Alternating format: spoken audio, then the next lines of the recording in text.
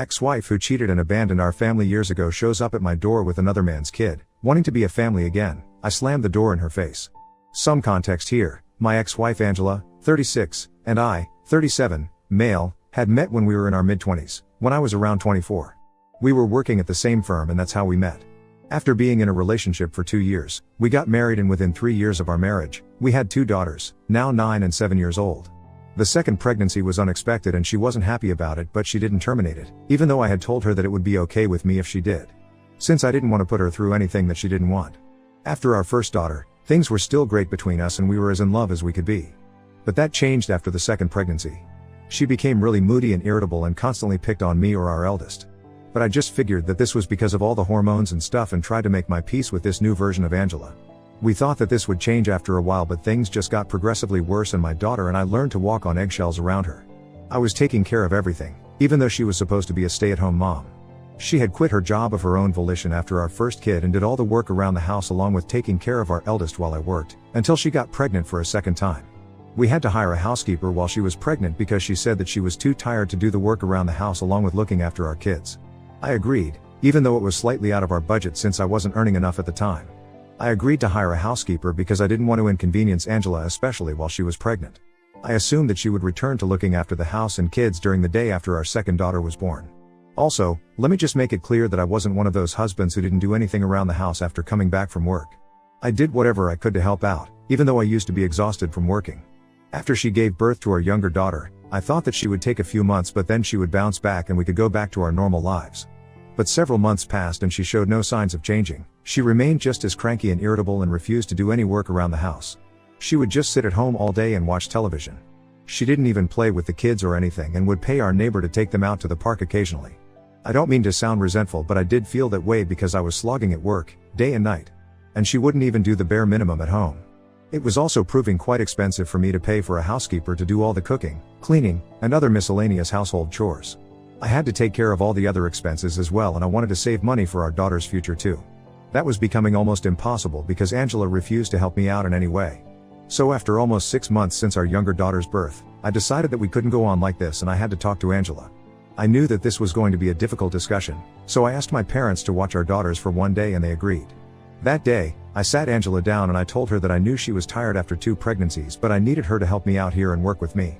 I explained to her that having a housekeeper was becoming too expensive for us and I needed her to honor her word and go back to doing at least some of the household chores, so we could renegotiate and lower the housekeeper's salary and save some money. She was opposed to the idea and said no to it instantly because she said that she was too busy watching the kids do any of the work around the house and that I should start earning more instead of making up excuses and blaming her for my financial condition. I tried to tell her that I was doing my best already, but she had to do her best as well if we wanted to make this marriage work. I also brought up how she wasn't really looking after the kids. Because as far as I knew, she would just let them watch television with her and they would sit with her for hours while she watched tacky reality TV. This is what the housekeeper had once mentioned to me conversationally. I soon realized that bringing that up was a huge mistake because she flared up and accused me of spying on her through the housekeeper. She went on a tirade against me after that and said that she was not going to stand this anymore, that she was done being pushed around by me and being forced to do all the work while I did nothing except sit at a desk for a few hours every day. She then told me that this was my fault, that I couldn't afford to have a housekeeper and that it was a shame that I had to beg her to help me out since I was supposed to be the man of the house. It was all really illogical and she was just grasping at straws to somehow make it seem like there was nothing wrong with her not doing anything all day. And I was the crazy one for expecting her to actually contribute and pull her weight around the house. We ended up getting into a massive fight and she called me a loser who couldn't afford to be with a woman like her anyway. And I retaliated by calling her a lazy cow who had already failed at being a good mother, given how scared our eldest daughter was of her, and now she was failing at being a wife as well. That remark really got to her and she shoved me really hard. I lost my balance and fell back on the coffee table very hard, shattering the glass and hurting myself. I had to be rushed to the ER and she kept apologizing to me and crying throughout. Luckily it was just my back that was hurt and it was all just surface level injuries, but I could have seriously hurt myself and I didn't trust Angela anymore. I told her that she had to move out because I didn't trust her around kids since there was no telling when she might lose her temper around them and end up hurting them as well. I told my parents to take care of our daughters until Angela was there, and for a week, she kept protesting and said that she would never let this happen again, but I just didn't trust her anymore. I almost filed for a divorce, but she begged me to give her a chance, and by the end of the week, we had come to the conclusion that she was going to go live with her parents for some time and undergo therapy. Only when she had been given a clean chit by a medical professional would I allow her to move back in with us. There was obviously something very wrong with her because happy people don't act that way, but she was willing to work on it and get better. I also didn't want my daughters to grow up without their mother, so I agreed not to get divorced just then and give our marriage a second shot. We were also getting marriage counseling while we were living separately, but eventually, it all turned out to be useless because she ended up cheating on me. My parents had moved in with me to help out with my daughters while Angela was living with her parents. We went to marriage counseling sessions weekly and things seemed to be getting better for a while. I was also in touch with her therapist, who told me that she had been suffering from postpartum depression, but she was getting better. One of her symptoms had been intense anger issues, which she didn't have before. But it got way out of control when she shoved me, and that was a wake-up call for both of us. This went on for almost a year, and around the 6-month mark, I even allowed her to visit our daughters under my supervision. She was slowly becoming her old self again, and I was glad to see that. It finally felt like our situation was improving and we could actually make it work. But then all of a sudden, she stopped coming to our counseling sessions without any explanation. She also stopped responding to me, but I knew that she was making progress since her therapist kept me updated. It didn't make sense to me, and for weeks, I kept trying to talk to her, but she would just blow me off and say that she wanted some time to herself. Finally, after almost 3 months of her avoiding me, I decided to pay her a visit to her parents' place. I hadn't done that earlier because her parents didn't like me and blamed me because they believed that I was the one who had driven their daughter crazy and made her act out like that. So she had told me that it would be better if I didn't visit her while she was living with them, since that would just lead to a lot of drama, and that's definitely the last thing that we needed. But I broke that rule and visited them anyway, since she had been acting distant and blowing off counseling sessions. Even when she would show up occasionally, she would seem uninterested, and I just couldn't make sense of it. When I tried to talk to her in person, on the phone, or even on text, she would tell me that it was all fine. But I could make out from her behavior that there was certainly something that she was hiding from me. The day that I showed up at her parents' house, I expected her to be at home, but she wasn't there. When I asked her parents where she was, they told me that they weren't allowed to tell me and slammed the door shut on my face. I could tell that they were enjoying this, and I had a bad feeling about it, so I decided to call Angela while standing in front of her parents' house. I tried calling her several times, but she didn't pick up, and I was getting more and more paranoid by the second, so I decided to sneak around the house and somehow get inside by myself. I went around to the backyard because I knew that her parents usually kept the kitchen door open, but I didn't even need to go that far because I spotted Angela sitting on the swing that her parents had in their backyard. The bad news was that she was sitting with her back to me because he was making out with a man that I didn't recognize. It's been a long time since I saw them, but it's imprinted in my brain. Because it was the most horrible moment of my life, and I haven't been able to forget it even today. The guy that she was making out with drew back as soon as he saw me, and by the time Angela turned around, I had already started walking back to my car. She caught up with me and tried to stop me, but I wasn't hearing anything that she was saying because I was in shock. She tried to grab me, but I shook her off and told her not to touch me, so she didn't, and I went back to my car and started driving back home.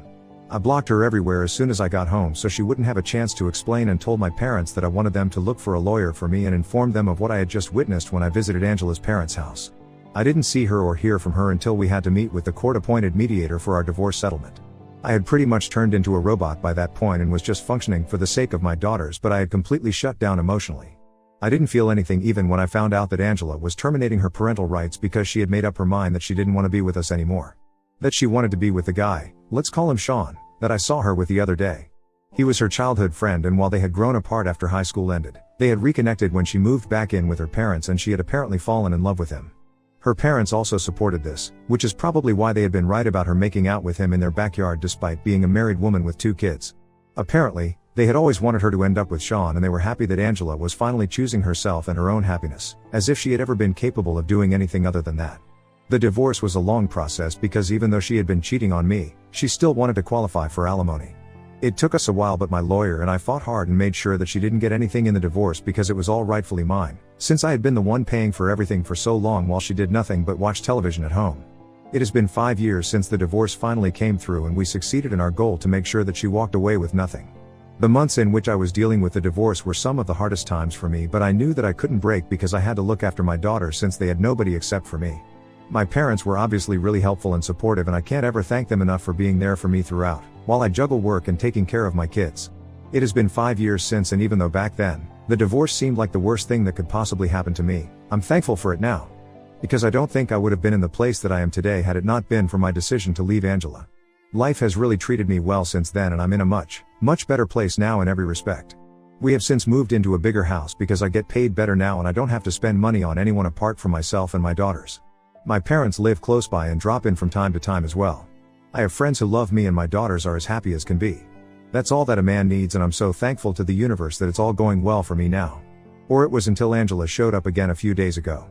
The kids were at school and I was just about to leave for work when I opened the door. The doorbell rang and Angela was standing outside, with a boy beside her. The boy couldn't have been older than 3 or 4 years old, and I knew that this had to be Angela's son.